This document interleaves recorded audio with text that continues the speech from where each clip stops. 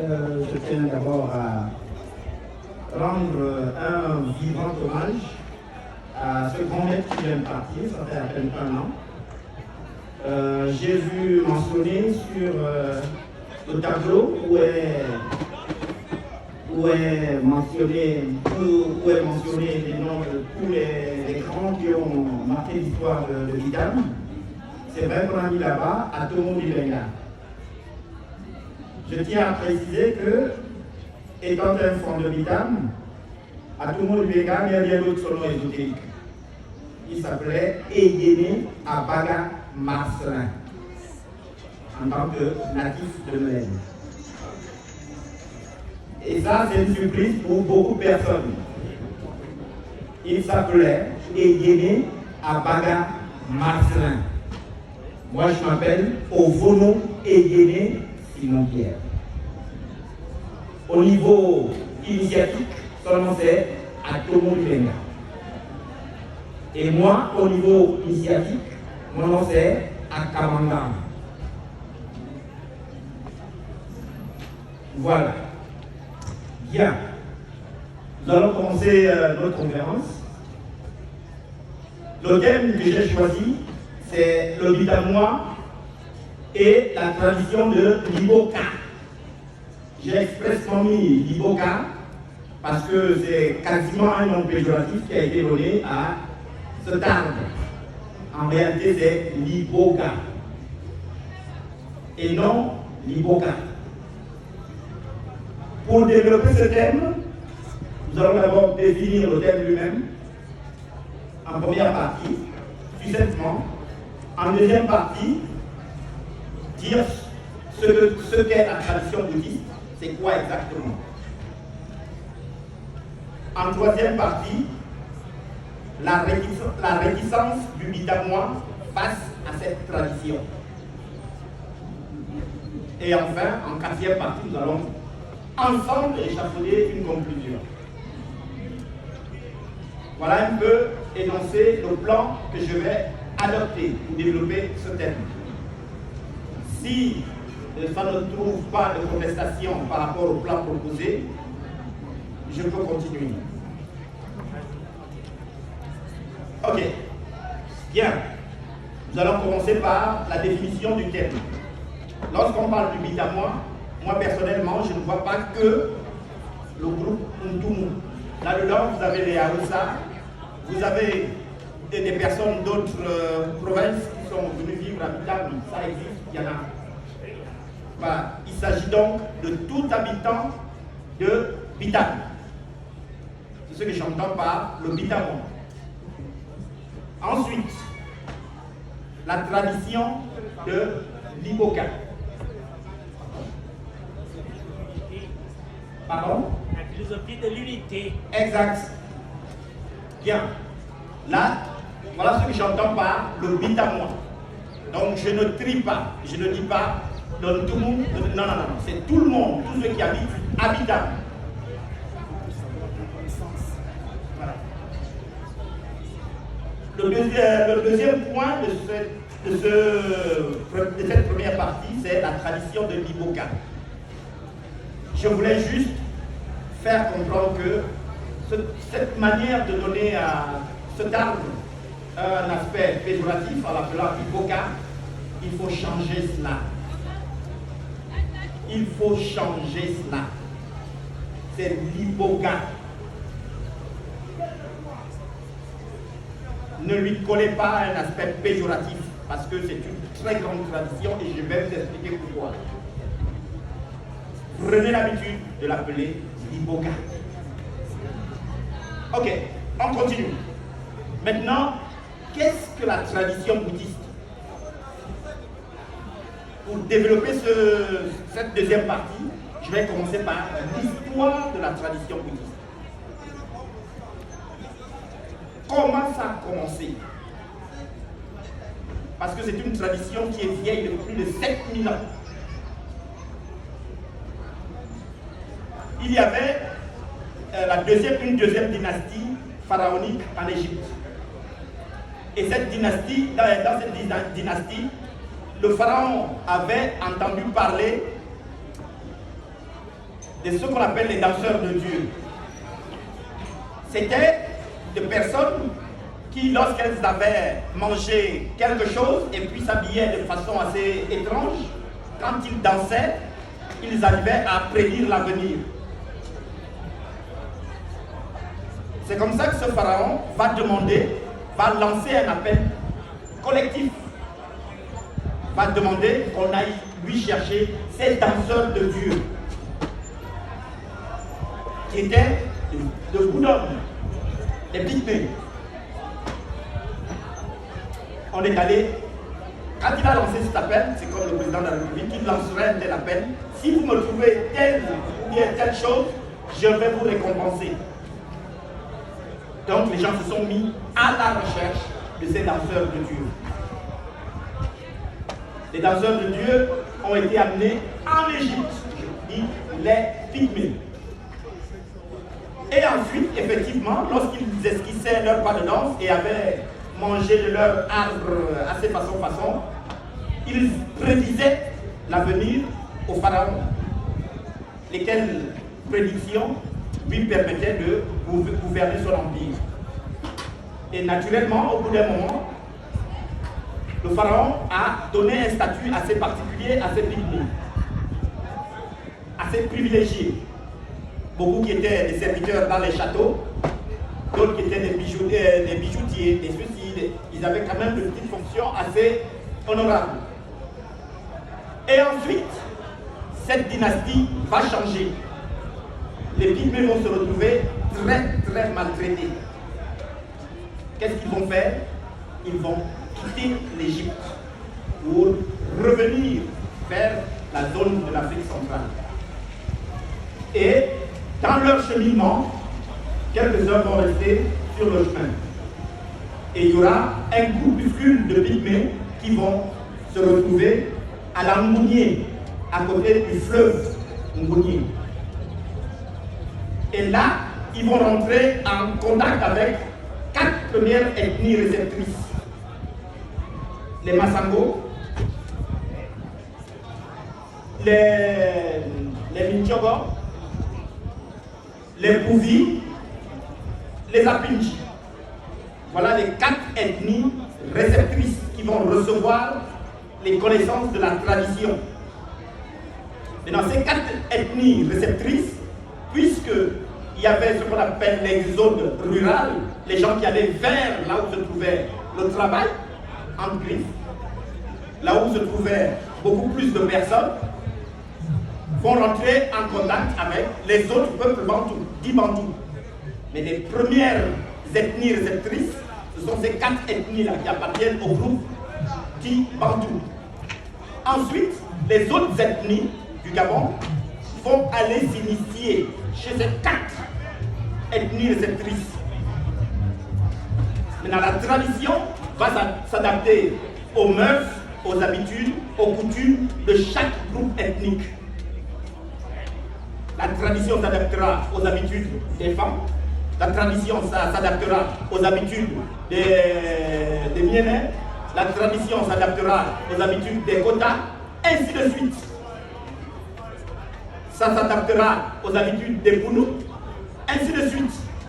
Et c'est comme ça que nous allons nous retrouver avec une tradition quasiment pratiquée sur l'ensemble du territoire.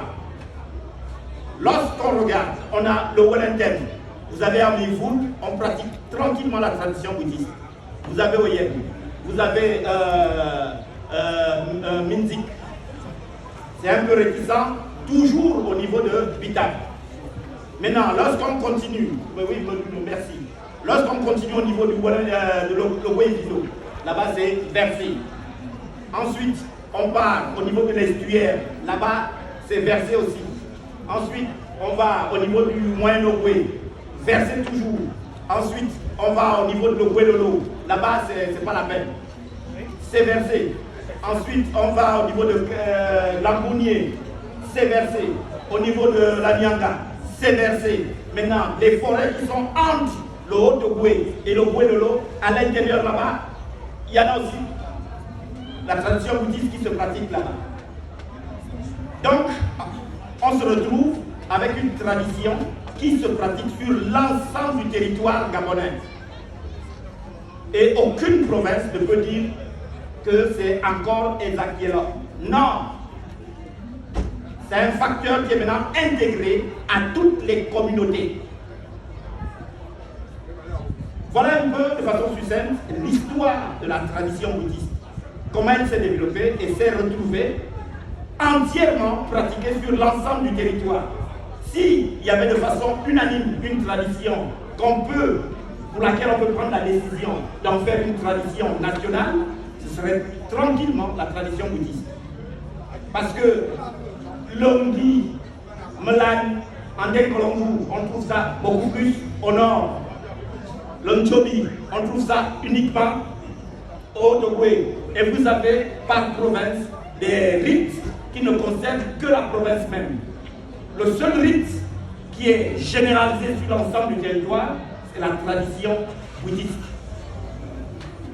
qui devient maintenant plus un patrimoine qui appartient aux Pygmées, mais un patrimoine qui devient l'identité culturelle et spirituelle du Gabon. Voilà un peu de façon succincte l'histoire de la tradition bouddhiste. Maintenant, nous allons maintenant entamer le deuxième point.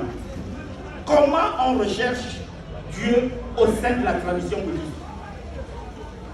Ça fait partie des questions que les gens se posent. Est-ce que dans cette affaire-là, il y a Dieu? Comment on recherche Dieu dans la tradition bouddhiste? On va l'appeler génériquement Dieu, hein, pour qu'on se comprenne bien sur un terme qui peut ne pas embrouiller tout le monde. Parce que si on rentre là-dedans encore, on va se perdre.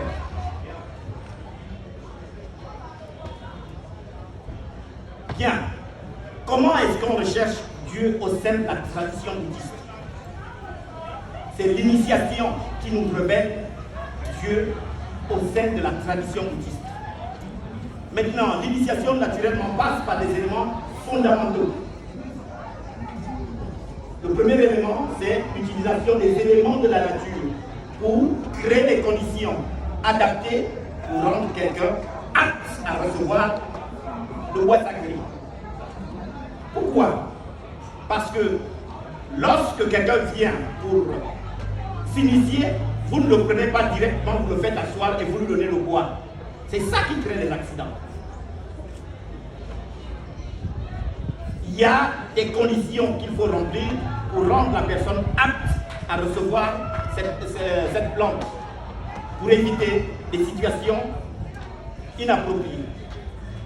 Donc, on va utiliser les éléments de la nature pour faire ce qu'on appelle enlever les mauvais esprits, calmer le vampire, et ainsi de suite. Autant de choses qu'il faut faire pour faire en sorte que la personne soit apte et disposée à ingurgiter la plante sacrée sans que ça ne crée un quelconque problème. Donc on va commencer par les éléments de la nature. Dans ces éléments de la nature, vous avez des éléments qui représentent le feu, qui représentent l'eau, qui représentent la terre, qui représentent l'air. C'est tout cet ensemble-là, grâce aux connaissances qui auront été transmises de génération en génération, de maître à élève, que l'Onganga va s'activer pour créer des conditions idoines pour procéder à l'initiation. Donc le premier élément, ce sont les éléments de la nature. Là, je crois qu'on est clair là-dessus. Le deuxième élément, le temple. Le premier temple qui existe, c'est la nature. La nature, c'est le premier temple. Ça veut dire que si physiquement il n'y a pas de temple, même dans la nature, vous pouvez initier quelqu'un. Quand vous avez la connaissance adaptée, vous pouvez l'initier. Mais en créant des conditions représentant le temple. Le temple n'est pas une simple architecture faite au hasard, non. Le temple a une signification que je ne peux pas donner ici, parce que ce n'est pas l'endroit approprié. Mais le temple a une signification, jusqu'au moindre iota. L'architecture, ce n'est pas une architecture faite par hasard. Un poteau, pourquoi il est droit, pourquoi il est courbé, pourquoi il est rond, pourquoi la voûte est comme ça. Tout ça est centimétré, avec une symétrie, un rapport symétrique respecté. Mais à défaut d'avoir cette architecture, on est dans la nature. Et les éléments clés sont représentés par des symboles. Lesquels symboles vont débloquer l'énergie nécessaire pour procéder au travail qu'on est en train de faire. Donc, on est sur le temps, nous sommes d'accord. On continue. Ensuite, on a la harpe ou le mungongo. La harpe, c'est ce qu'on appelle communément la sitar. Mais c'est une erreur qui a été faite, mais je peux dire exprès, pour nous confondre nous-mêmes. Parce que lorsque les autres sont arrivés, ils ont regardé. Ils ont vu que c'était semblable à ce qu'ils avaient dans leurs documents. Bon, ben, comment on peut faire pour confondre ces gens-là? Ils ont appelé ça la sitar. Pour nous éloigner de ce qui est réellement. Comment ça se fait que leur instrument élaboré, fabriqué de façon peut-être technologique, là ils appellent ça la harpe. Et brusquement chez nous ça devient la sitar. Alors que les formes se ressemblent. Qu'est-ce qui fait que là-bas on peut appeler ça la harpe et chez nous on doit appeler ça la sitar? Et nous-mêmes nous continuons à véhiculer cette erreur-là. On n'a même pas l'esprit de synthèse ou l'esprit d'analyse pour regarder, ne serait-ce que regarder. Chez eux, c'est comme ça, bien élaboré, fabriqué avec toutes les dernières technologies, mais chez nous, c'est fabriqué à la main, mais ça a la même forme. Pourquoi brusquement? C'est ça qu'on doit appeler l'art, probablement parce qu'on veut relier ça à Dieu. Et nous, c'est la sitar, parce que c'est le truc de... Non. Autant ils ont cette arme, ce qui est bien, autant nous aussi nous l'avons. Et vous avez des psaumes qui disent bien, louer Dieu à la harpe à 8 cordes. Le seul endroit où on trouve une harpe à 8 cordes, c'est au Gabon. Je vais vous raconter une histoire. Avec le maître avait été sélectionné parmi les 12 plus grands maîtres des traditions dites primitives. On devait se retrouver à New York pour une prière pour la planète. Et on avait fait appel aux 12 plus grands maîtres des traditions dites primitives. On dit traditions dites primitives, c'est pas qu'on les considère comme étant des traditions sauvages, non. C'est simplement les premières traditions qui ont été pratiquées sur la planète. Et la tradition bouddhiste avait été retenue parmi ces traditions. Et celui qui représentait la tradition bouddhiste et le Gabon, c'était le maître Atour Kibeng. Nous sommes allés et le lendemain, il était question qu'on aille visiter le musée universel des civilisations. Lui, il était fatigué, donc il m'a demandé d'aller regarder ça et de venir lui faire un compte rendu exhaustif. On arrive au musée des civilisations, le musée universel des civilisations. Ce qui est clair, c'est que ce qui m'a intéressé, moi, c'est de demander le Gabon. Ok, Gabon, ouais, d'accord, allez. On va zone Afrique. Ensuite, zone Afrique, Gabon. Dès qu'on arrive au Gabon, le seul symbole que j'ai vu, c'était la harpe. Pas autre chose. Cela veut dire, c'est d'autres cultures qui viennent reconnaître que l'âme du Gabon, c'est sa tradition bouddhiste. Mais nous-mêmes, les Gabonais, on la vilipende, on mâche ça comme des pistaches. Le seul symbole que j'ai vu installé, c'était une harpe qui a servi dans un rituel. Les autres, ils avaient leur symbole. Chaque pays avait son symbole. Le Gabon, c'était la harpe. lorsque j'ai fait le compte rendu au mec, il a seulement bousculé la tête. C'était en même temps une joie, mais en même temps regrettable.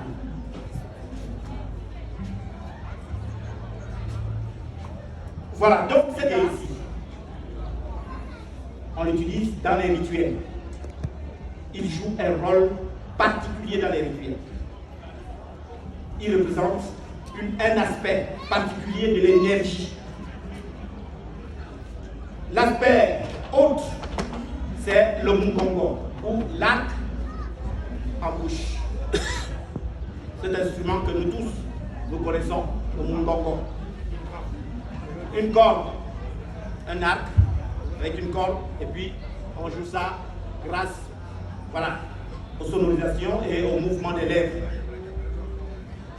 Cet instrument aussi représente justement l'autre aspect de l'énergie dont je ne peux pas parler là. Voilà une autre partie des éléments qui rentrent en compte dans ce travail-là. Ensuite, on prend l'autre point, l'iboga. Quel est son rôle dans la technique initiatique? Là, nous sommes sur le sujet de l'initiation. Mais avant cela, l'iboga est une plante aux propriétés assez mystérieuses. C'est une plante qui a des propriétés médicinales, mais incroyables. Nous savons tous que cette plante aide à soigner les accros à l'héroïne, à la cocaïne, qui aide à soigner des personnes lors des séances de désintoxication. Ça aide aussi dans la psychanalyse accélérée. Ça, c'est le côté médicinal. Plus d'autres pathologies que ça peut soigner. Maintenant, au niveau initiatique, le rôle de l'iboga, c'est quoi exactement dans la technique initiatique? Le rôle de l'iboga, une fois on a procédé à la manipulation du bois sacré, son rôle, c'est, grâce à la sève qui sort de cette plante, cette sève va se mélanger au sucre digestif. Le sucre digestif va maintenant envoyer ses effluves dans l'ensemble des cellules du corps. Et cette plante va éveiller chacune des cellules de l'être humain. Et de façon globale, c'est tout le corps qui se trouve éveillé. Et ça rend l'homme sensible aux impressions de l'esprit. Il peut dire, je sens ceci, j'entends ceci, voilà. Maintenant, le deuxième rôle au niveau initiatique, toujours dans cette approche scientifique, ce sucre digestif qui est libéré va venir au niveau du cerveau. Au niveau du cerveau, il y a deux glandes, l'hypophyse et l'épiphyse. Cette plante va faire vibrer les deux glandes de façon accélérée. Et la vibration de ces deux glandes va faire en sorte que le troisième œil, qui est juste au niveau du frontal, puisse s'ouvrir.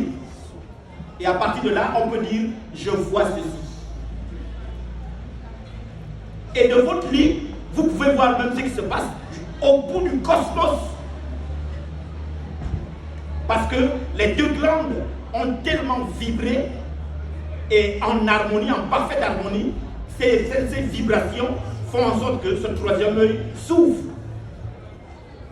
Et c'est ce troisième œil qui vous permet même d'aller voir ce qui se passe dans une autre planète. Je sais ce que je dis. Voilà le rôle que joue l'iboga dans la technique initiatique.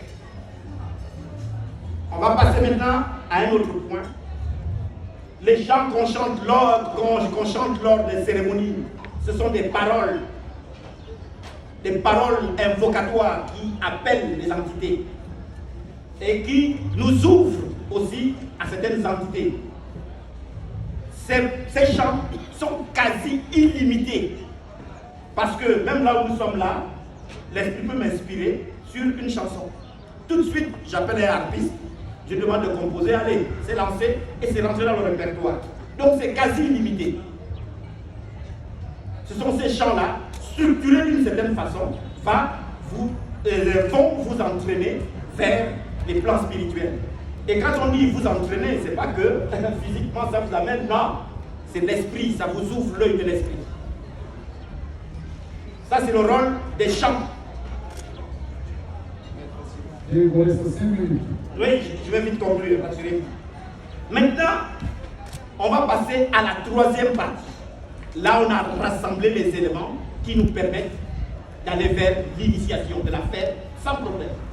Maintenant, nous allons passer au troisième point. La réticence du Bitamois face à cette tradition. Le premier point, c'est un facteur historique.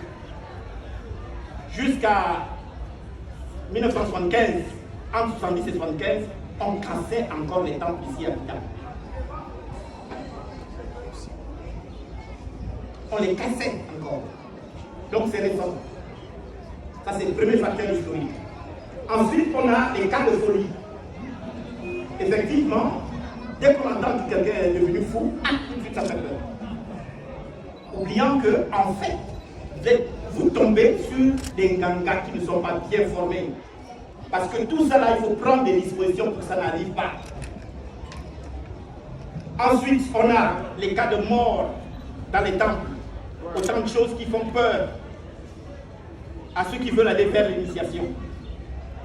Tout ça là, ça requiert une formation. Avant que je ne sois là en train de vous parler, j'ai tapé peut-être 30 à 35 ans d'études pour devenir un maître. Avant que papa ne meure, il m'a dit, mon fils, là maintenant tu as le niveau d'un maître. Va faire ton temps. Mais après 35 ans à apprendre. Ensuite, on a les cas de non-compréhension des choses qu'on voit. On ne considère que ce qu'on a compris. Vous pouvez voir des choses, mais quand vous ne les avez pas comprises, vous ne considérez rien. Les facteurs de la culture Ntumu, Otakezi et Takelo, ça c'est propre à notre culture. Mais qu'est-ce qu'on appelle Otakezi et Takelo? Moi je vais résumer ça de façon succincte. Otakezi et Takelo, c'est quand tu vas consulter un sorcier pour devenir quelque chose. Que dis bien. Ah, que dis bien. Moi c'est comme ça que je peux résumer ça de façon succincte. Mais il y en a qui peuvent vous développer d'autres aspects qui sont très intéressants aussi.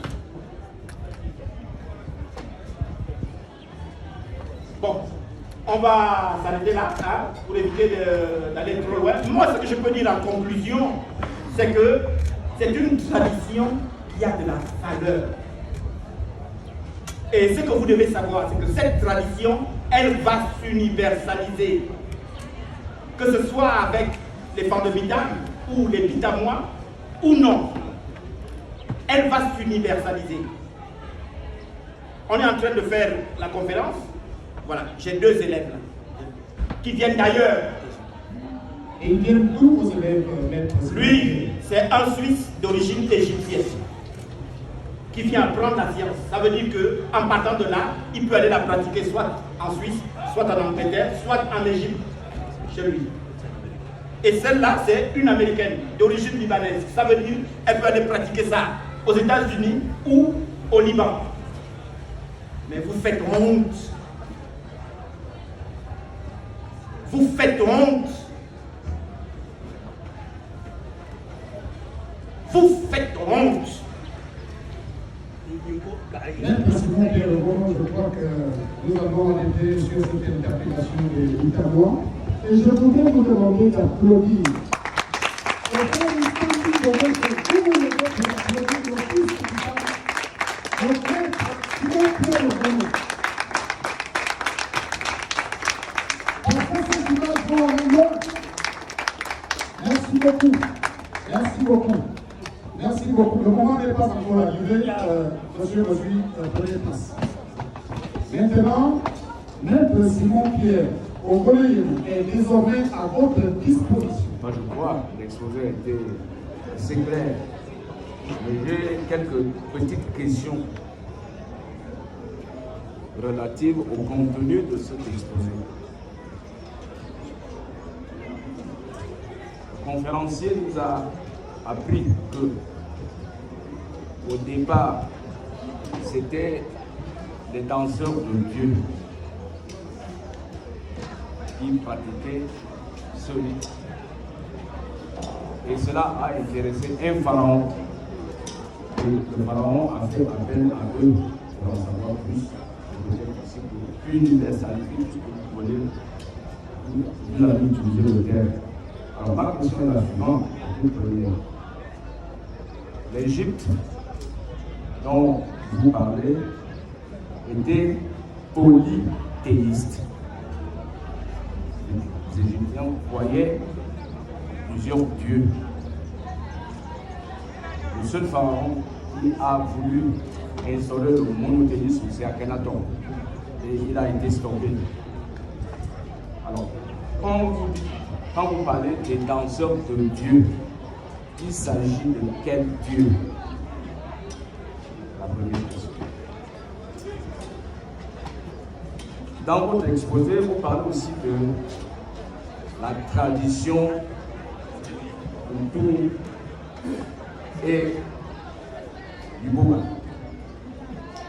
Tradition, c'est ce qui se transmet de génération en génération, historiquement. Ma deuxième question est la suivante. Quelles sont les premières générations de Toum et du Boga qui ont transmis du Boga à d'autres générations? Est-ce qu'il en existe ces premières générations? Parce que vous avez parlé de l'implantation du Bouddhi dans l'Ambounier. Que je sache, il n'y a pas de tout dans l'Ambounier. Vous avez été précis en parlant des Abidji, etc. Mais quels sont les tours de Vitam qui sont allés? C'est vrai que vous avez dit que c'est dans les chantiers forestiers que ça s'est transmis, etc. Mais quelles sont les premières générations de tours de Vitam qui ont transmis le Boga à d'autres générations? Ça, c'est ma deuxième question. Ma troisième question, c'est en vous suivant, et là je reviens sur la notion de Dieu, vous avez cité les psaumes, et vous avez cité les différents éléments qui permettent d'atteindre Dieu ou de communiquer avec Dieu. Et votre référence, en parlant de ce Dieu-là, c'est la Bible, puisque les psaumes, c'est dans la Bible. Alors, quel est le lien entre notre tradition et le Dieu Yahvé de la Bible? S'il y a une relation qui existe entre les traditions, parce que je constate d'ailleurs, et vous avez fait allusion à cela, que ce qui peut être considéré comme des religions, des pratiques religieuses de tout ont été méprisées. Mais pas par le bouddhisme, mais par le christianisme. Vous avez parlé de Nil, vous avez parlé de Malan, vous avez parlé, etc. Bon, mais le Dieu là, auquel vous faites allusion là, qui a banni nos propres traditions, il s'agit de quel Dieu? Yahvé de la Bible, Jéhovah, le Dieu d'Israël, ou le Dieu de l'Église? Je peux m'arrêter là. Une pensée qui a été énoncée par un sage d'ici, en la personne de M. Mbemba Issa. Il a dit ceci. Est-ce qu'un mensonge, parce qu'il est écrit, il se transforme en vérité avec le temps?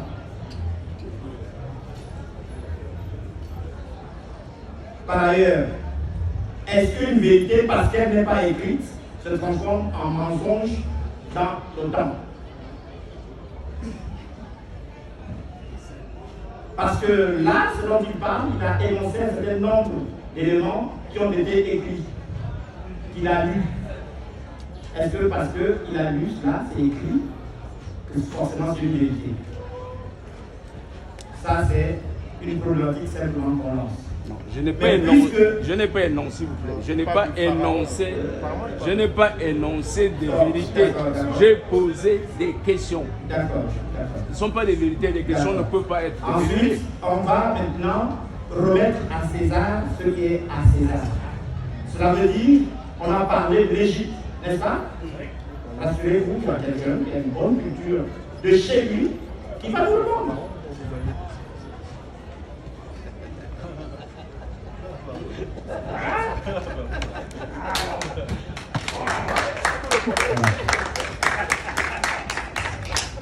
Merci pour ce cadeau, d'avoir pris la parole.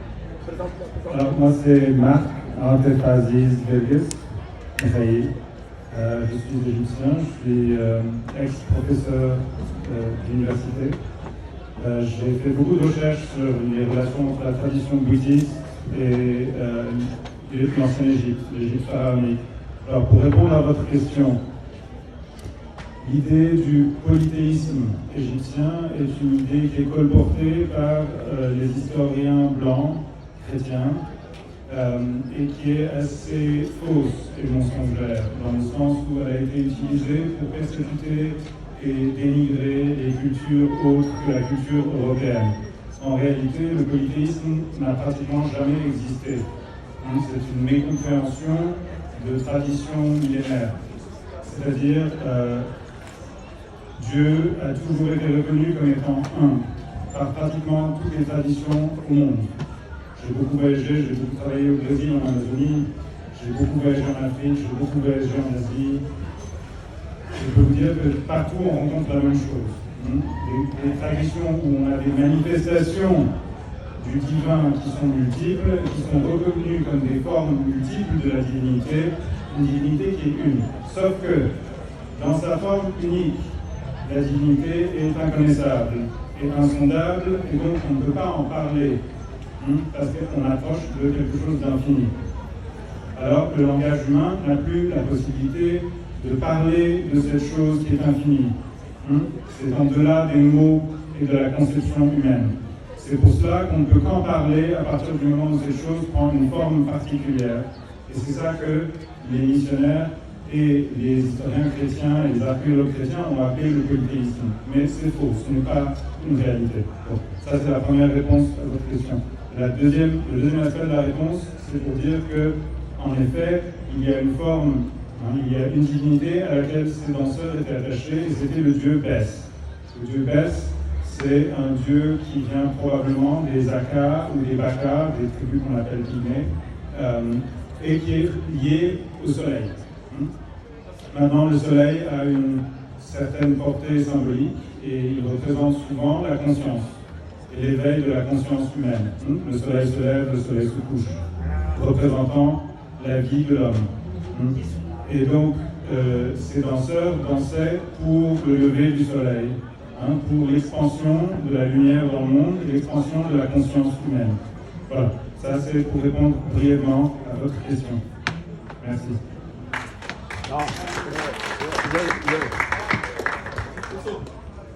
Je ne suis pas convaincu de cette réponse. Parce que dans votre intervention, vous-même, tout à l'heure, vous avez dit les Bakas, les autres, ils croyaient ou ils célébraient à un dieu qui s'appelait Bès. S'il lui avait donné un nom, ça veut dire qu'il existait d'autres dieux en dehors de celui-là. Vous avez dit le dieu auquel il croyait s'appelait Bès. Ça veut dire qu'il existait d'autres. Donc, le monothéisme n'a pas toujours existé. Puisque moi, c'est vrai que le conférencier a dit tout à l'heure que puisque n'est pas forcément la vérité, mais moi, on a appris en classe de 6e que les Égyptiens ou bien les Grecs, etc., ils croyaient au dieu du soleil, au dieu de la mer, au dieu de la beauté, au dieu de plus du Nil. Il y avait plusieurs dieux avant que le monothéisme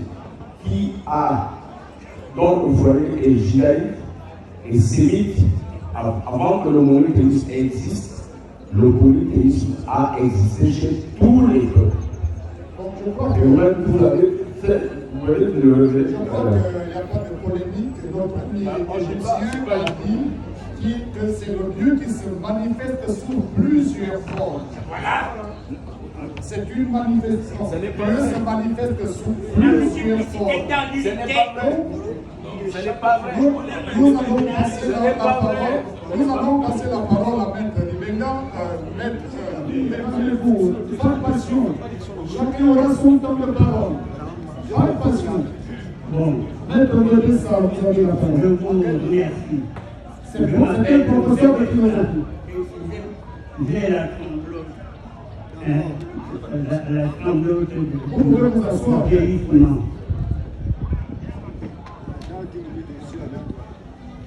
Je prie l'auditoire de considérer qu'il existe jusqu'à présent une confusion entre le Créateur universel, incréé de toutes choses, et ce qu'on appelle Dieu. C'est cette confusion qui crée toutes les polémiques qui existent jusqu'à présent. Le Créateur universel incréé de toutes choses est un. Mais les dieux sont nombreux. Aucun Dieu n'est créateur universel et créé. Tous les dieux sont des créatures. La différence fondamentale entre Dieu, entre les dieux et le créateur universel et créé, est que les dieux s'intéressent au sort de leur créature. Ils exigent obéissance, soumission, adoration. Le Créateur universel et créé, lui, ne s'occupe du sort de toutes ses créatures. Que tu l'adores, que tu ne l'adores pas, ça ne l'empêche pas d'être ce qu'il est. Si vous voulez, le Créateur universel et créé est semblable, comparable à un arbre fruitier qui produit des fruits. Chaque fruit peut être traité comme il le peut, ça ne lui dit absolument rien.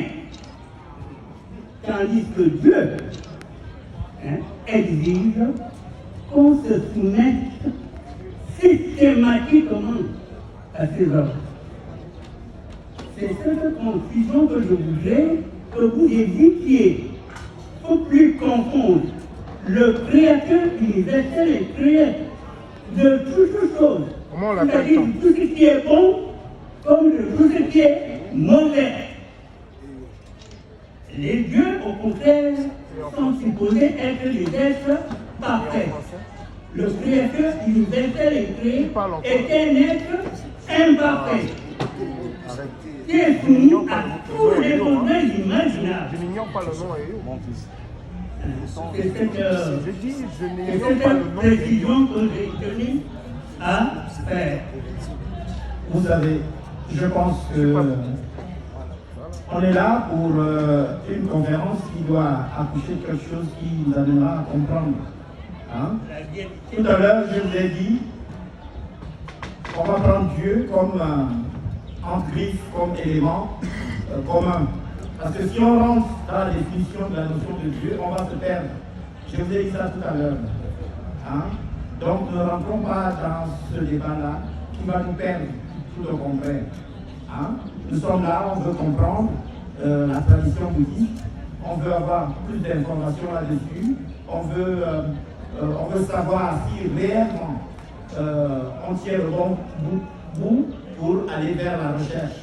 C'est ça qu'on veut comprendre. Si on commence à rentrer là-dedans, Merci beaucoup, Roland. Merci. Nous allons prendre Le même a donné certaines précisions. Vous savez, c'est mon combat, le problème de la recherche de la vérité, ou bien de l'historicité.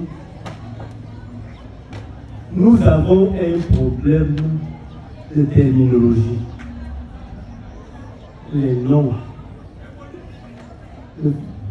Dès que vous changez un nom, vous changez tout. Et même l'accent. Je dis le plus souvent dans ma langue, à Villiers de la Yélifié, avant de Villiers de la Yélifié. Parce qu'effectivement, dès que tu changes d'intonation, le nom n'est plus le même. Le nom n'est plus le même. Là, on est beaucoup formaté. On voit les formats. Dès que quelqu'un sort de ce format-là, il est soit dans le mensonge, soit dans la vérité. Pour conclure, je vous dirai simplement ce que vous appelez Dieu. Quand est-ce que la notion de Dieu est arrivée? Ce n'est pas un mot. Bantou, comme il disait, non. Chacun l'appelle à sa manière. Et puis, c'est une divinité, retenez bien, des divinités, I immortelle, E éternel, U universel. Il y a une divinité. C'est ça au départ.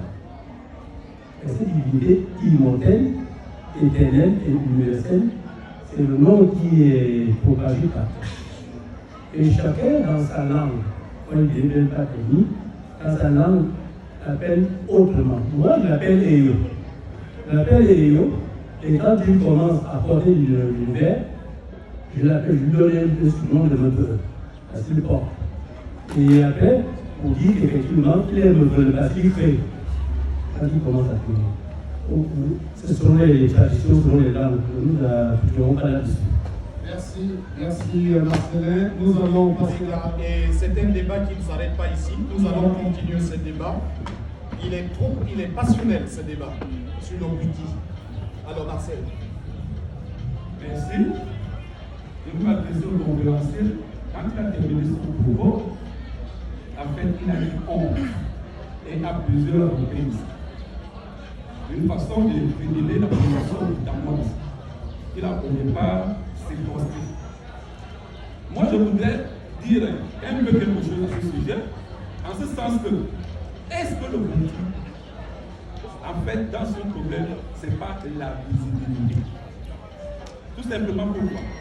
Parce que comme mon frère vient de le dire, Marcelin, dans notre tradition, au Toumou, comme on avait dit, quand on disait qu'on fait beaucoup en dé, ça avait des résultats concrets que les populations vivaient. Et quand nous sommes allés rencontrer les Blancs, on a vu la maçonnerie, on a vu que ce sont les bâtisseurs qui ont bâti le monde entier. Donc ils ont donné une visibilité dans le secret. C'est-à-dire le secret est derrière, mais les gens sont attirés par ce qu'ils voient, ce qu'ils entendent, ce qu'ils vivent. Qu'est-ce que le bouddhisme à votre niveau, depuis que c'est arrivé à Vitam, quelle est la visibilité du bouddhisme qui puisse m'attirer moi et me dire je vais désormais me détourner peut-être de ma christianité ou pour aller vivre l'expérience de ce qui produit ceci? Où est le produit du bouddhisme? Voilà ma question. Si c'est incompatible d'être à la fois bouddhiste et chrétien,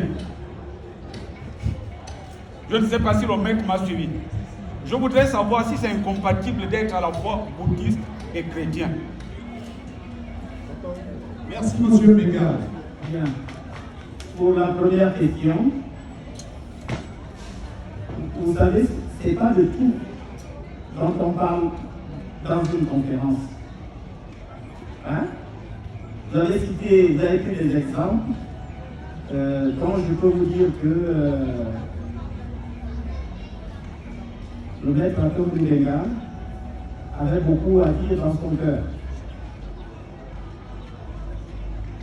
Il a été sollicité à des endroits bien précis, donc je n'ai pas besoin de parler de ça. Mais pourquoi finalement? Dites-nous. Je n'ai pas besoin de parler de ça ici. Hein? Mais ce que je peux vous dire, c'est que la tradition bouddhiste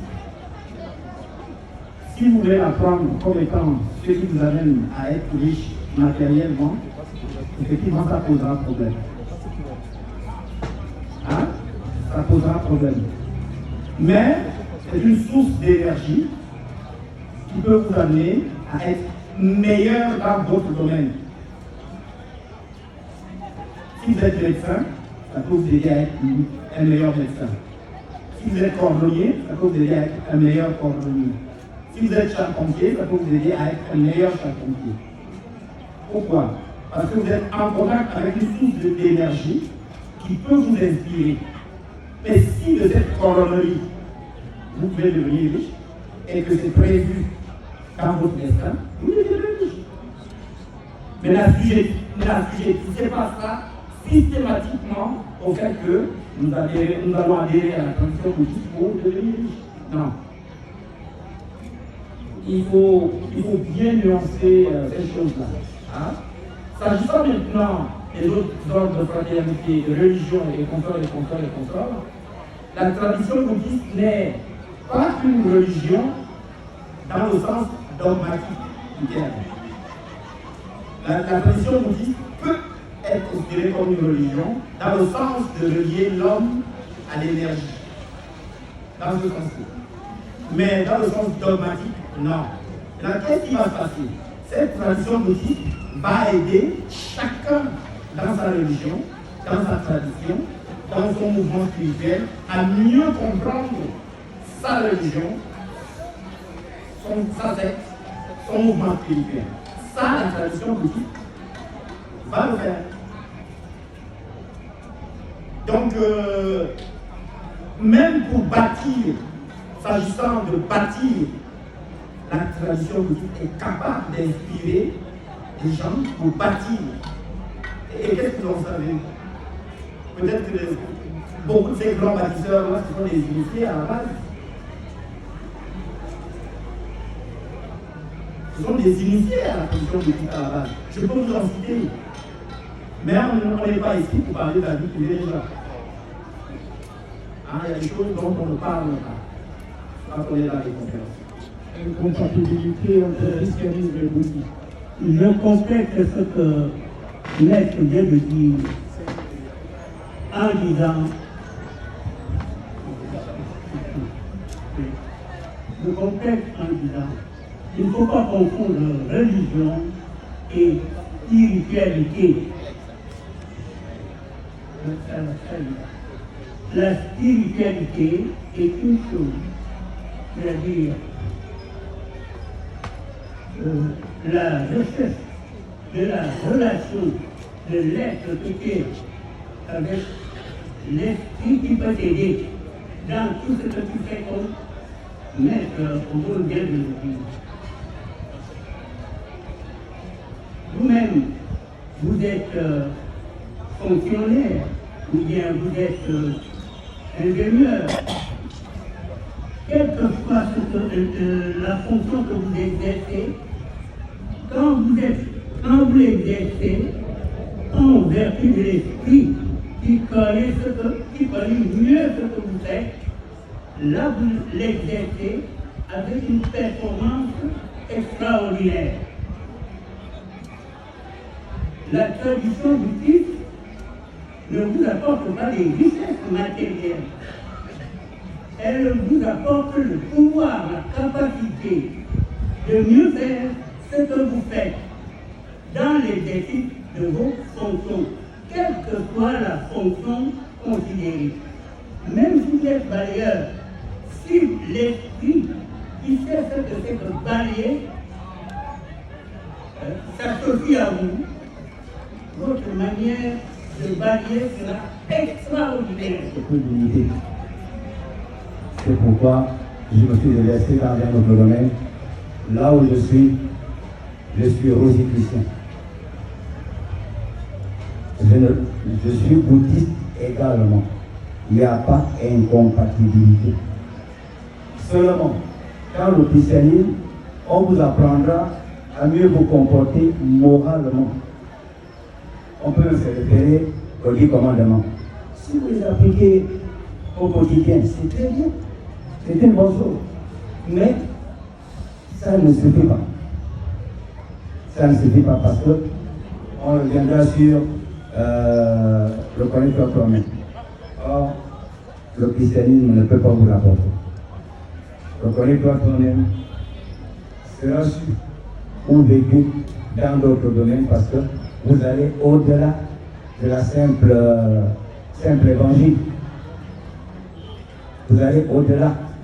Et au-delà, vous devez dire qu'il faut chercher dans le boutique qui peut vous amener à vivre ces états. C'est comme on peut dire enfant. À l'indien, ou le tout pas. Voilà, c'est vraiment pénétré. Et on dit là, vous bandez, vous bras. En tout cas, tout ça, voilà, et le chrétien a dit, ah, il donne ma certaine maladie. À toi, on dit, bon, on va le faire. Et dis-moi, il n'y a pas incompatibilité. Merci beaucoup.